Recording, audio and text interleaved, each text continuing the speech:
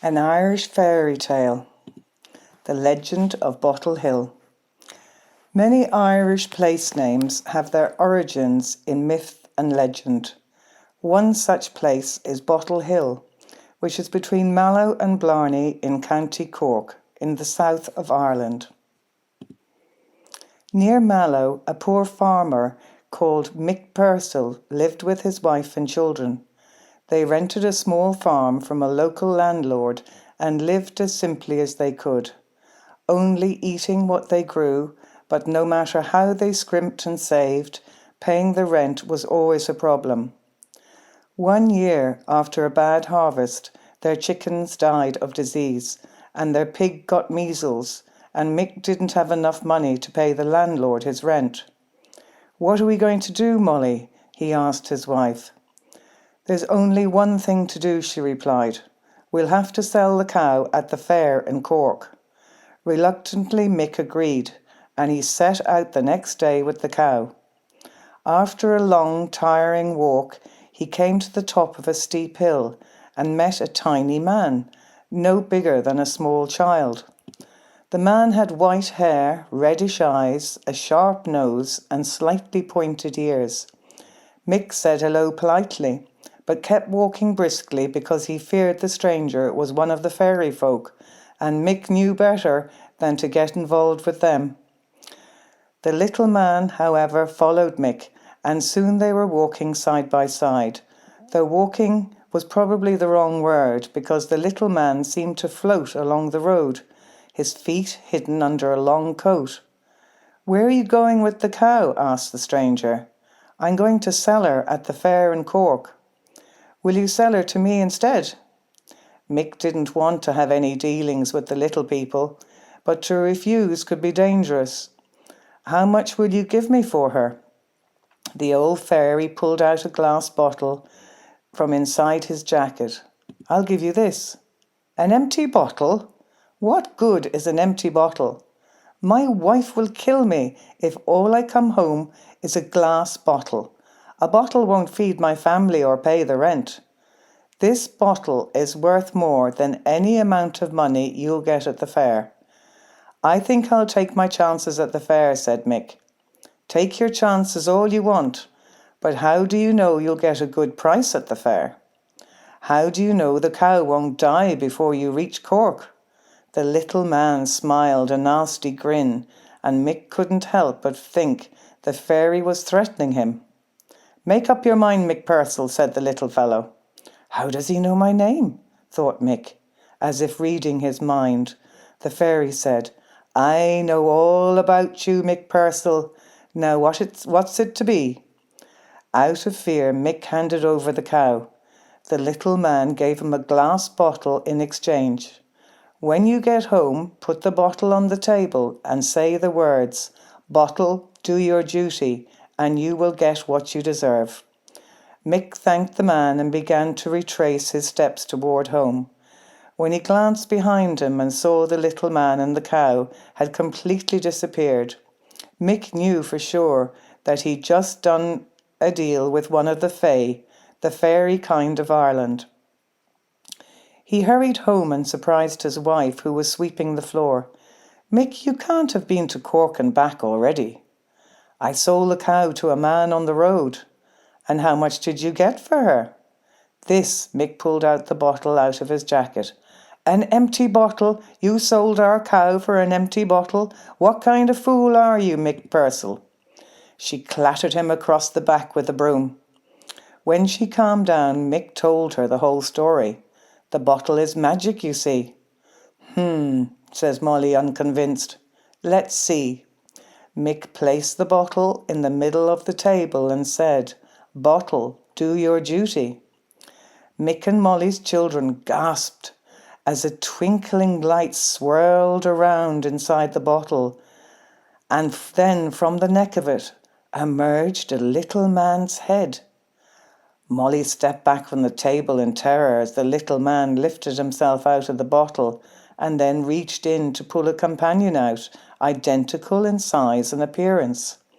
Together the two sprites began pulling tiny golden plates and dishes out of the bottle. They grew to full size once they were placed on the table. Then the men pulled out silver knives, forks, and spoons. After that, they produced the most marvelous assortments of food from the bottle: roast beef, boiled ham, honeyed vegetables, creamy mashed potatoes, apple tart, and plum pudding. When the table was covered in food, and the air sweet with delicious smells, the two tiny men disappeared back into the bottle. "I told you the bottle was magic," said Mick, dancing around the room. That night the family dined like royalty, licking every crumb off the golden plates. With the children now in bed, Molly said, "Indeed, your bottle is magic, Mick, but we can't exactly pay the landlord with roast beef or mashed potato." Mick picked up one of the golden plates. "I bet this would fetch a pretty penny, though."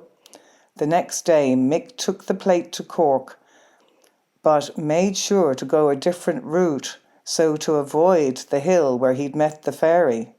The plate turned out to be pure gold, and Mick sold it for more money than he had ever had in his life. He was able to buy a new horse, a cart, and still have money left over to pay the landlord. After that, the Purcells always had money to pay the rent. When they ran out of it, they just sold another golden plate. When the plates ran out, they just commanded the bottle to do its magic. Indeed, they got so rich that they splashed out on cattle, jewelry, and fancy clothes. After a while, their landlord started to get suspicious. None of his other tenants were prospering so well on their tiny farms. He called around to ask Mick where he was getting the money from. Whether it was due to honesty or boastfulness, nobody knows. But Mick told his landlord all about his magic bottle. The greedy landlord offered Mick a great deal of money for the bottle, but Mick declined. "Why would I sell the bottle for money," he said, "when it is itself a money-making machine?" "Then sell it for something that money can't buy," said the landlord. "What do you mean?" "I'll give you your farm in exchange for the bottle. You'll never have to pay rent again." Mick was so excited about the thought of never having to pay rent again that he accepted the offer without thinking carefully about it. After that, things didn't go so well for the Purcells. Sure, they now owned their own farm, but the magic bottle had made them lazy, and soon they let the farm go to rack and ruin. It got to the stage that they didn't have enough food to feed the children. "Mick," said Molly, "take our last cow to the hill where you met the little man and see if he has another magic bottle in exchange for the animal." Mick did as he was told and returned to the hill in question, leading his cow on a rope. Sure enough, the little man with red eyes was there. "Well, Mick Purcell, how can I help you today?" I was wondering if you'd like to take my cow in exchange for another magic bottle." "Well, it just so happens that I have another bottle," said the fairy, pulling it out of his jacket and handing it to Mick. "You know what to do with it." Mick nodded and returned home with the bottle. Placing it in front of his wife, he said, "Bottle, do your duty." As before, a light twinkled in the bottle, and a little man lifted himself out before reaching in to pull out his companion. But instead of producing golden plates and food, they hopped down off the table and began racing around the kitchen, smashing Molly's crockery and pulling the curtains off the window. Mick chased after them, but they giggled with glee as they slipped out of his grasp, knocking over a churn of milk and smashing the last of the eggs on the floor. One of them threw a sod of turf at the window, smashed the glass, while the other pulled a burning stick from the hearth and set fire to the cushions. The children ran screaming out of the house, while Mick and Molly stamped out the flames on their cushions. The two little sprites squealed in delight as they broke the oil lamp, turned over the furniture, and ripped the feathers out of the pillows. Indeed, they didn't return to the bottle until the whole house was thrashed.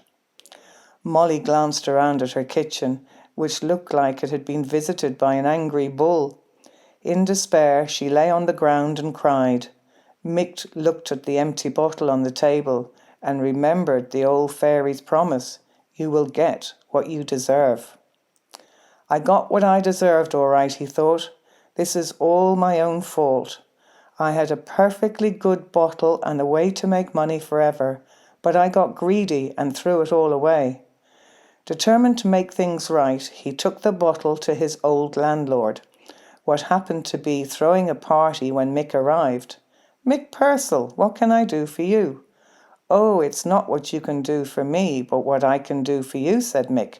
"I brought you another bottle." "Is it magic, like the last one?" Mick nodded. "Come in," said the landlord, leading him into the great hall full of wealthy guests. Mick saw his old bottle up on a shelf. "Show us what it can do," said the landlord. Mick took the bottle out of his jacket, placed it on the floor and said, "Bottle, do your duty." Out emerged the two little sprites, giggling in high-pitched laughter. The landlord and guests smiled in amazement. But only Mick Purcell knew what was going to happen next.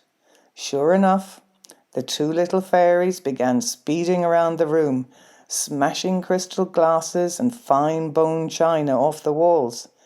Everyone screamed as glass rained down on them, and they tried to catch the little creatures, but they were too flighty for human hands.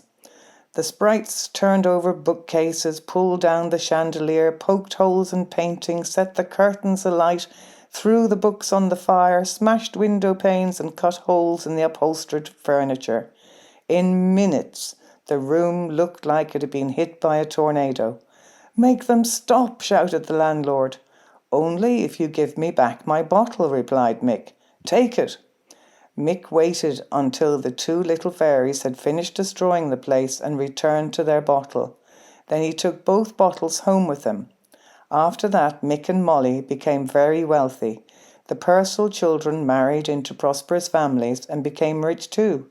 Indeed, one of their sons married the landlord's only daughter.